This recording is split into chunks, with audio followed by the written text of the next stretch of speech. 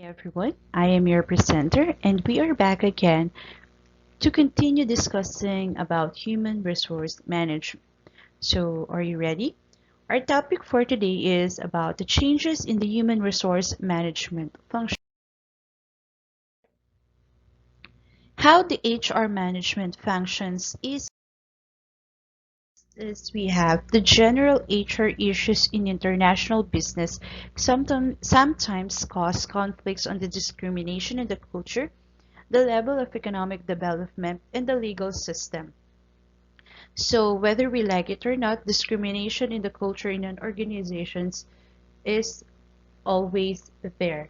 It cannot be uh, it cannot be abolished completely. There are many peoples who are prejudiced against uh, nationality, the sex of the or sex or the gender of the workers, and many other discriminating issues inside the organizations. The level of economic development in such a country or the organizations they belong to, and the legal systems that the international market has compared to the Philippines. The determination of the most appropriate source of employees. A company is encouraged to hire local applicants, especially for lower level jobs with little skills required, and as long as there is a sufficient local supply of labor. So, for example, here in the Philippines, uh, for example, we have the McDonald's. McDonald's is a foreign-owned fast food that is based here in the Philippines. So they tend to hire local workers here in the Philippines rather than hiring coming from other nationalities, since they can pay them in the right price, right minimum wage that the government allowed them to pay, and they can uh, and they also need a little skills or requirements for that specific kind of job. This is that international business must also deal with complex training and development challenges. So they need to deal with a lot of training for their employees for the advancement of their skills and development. Next is that the HR manager needs to offer cross-cultural training for corporate executives chosen for overseas assignments. So here in the Philippines, uh, there are organizations that send their executives or managers abroad to learn new skills and adopt new trends in the business world or organizations.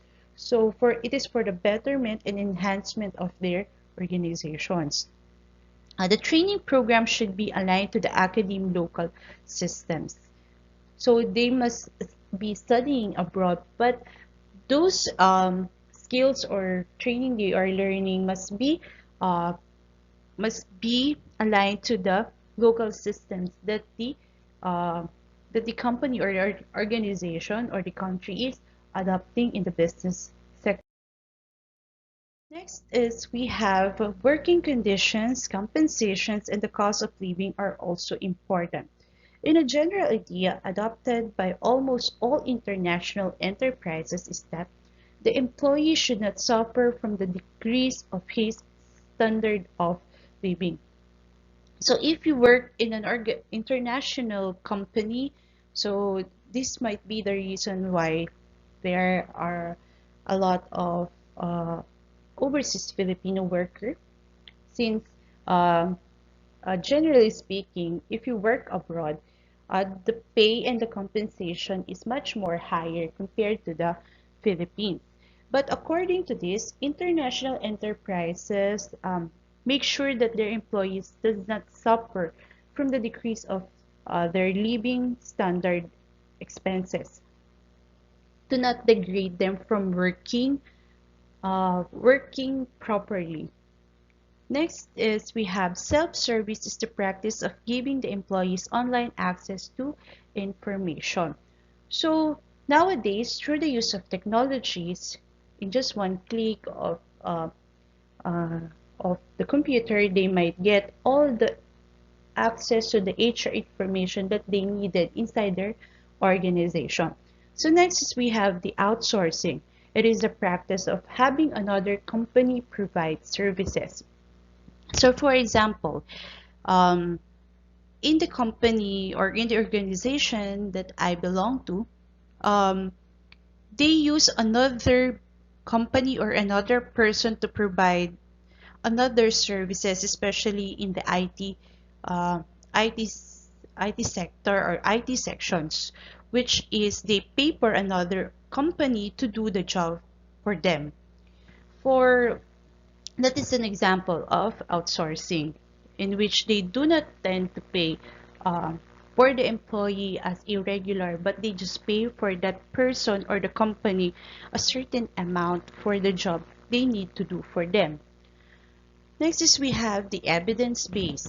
HR demonstrating that human resource practices have a positive influence on the company's bottom line of key stakeholder. So they need to show that the human resource practices have a positive influence on the company.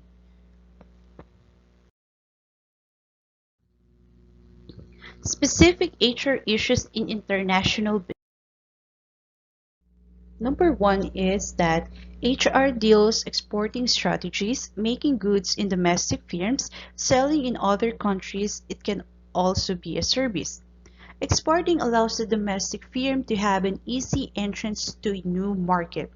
The goods are sold as is and does not have to follow the local conditions. It does not have to cater for demand of the local market. So for example, the business abroad are selling raw materials for a certain product. So when they export the product, they knew the trends in that country that they are exporting their product, since they know what are the types of raw materials they needed for that exact transaction. So HR deals with this exporting strategies.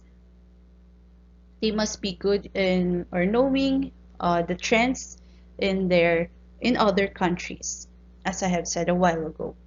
Next is that the exported goods are subject to taxes, tariffs, and expensive transportation. So as we all know that all the products that came out from the country is subjected to taxes, the tariffs, and expensive transportation uh, based on the country's rules and regulations regarding tax and tariffs. Number two is that licensing strategy involves one company granting its permission to another company in a foreign country to manufacture market products.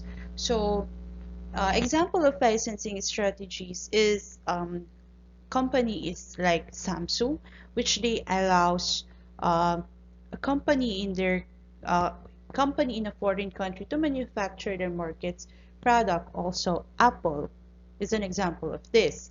Royalty or licensing fee is due to the original firm. So if a person wants or a company wants to buy the royalty of a business, they can by paying the royalty fee. For clothing manufacturers, they might grant a manufacturer in another country to use its logo, designs, brand name, or materials to produce under the original company's name. We have the direct foreign investment strategy. A firm which is based in one country builds or purchases operating facilities or subsidiaries in a foreign country. Sample is Walmart's bought an existing firm in Germany and converted it into Walmart. So for example also is Samsung or Kia or Toyota or Honda. They bought a a place here in the Philippines and create a factory in which they build it and make it their company or a manufacturing company here in the Philippines, where the original company is based abroad. Next is we have the joint ventures or strategic alliances.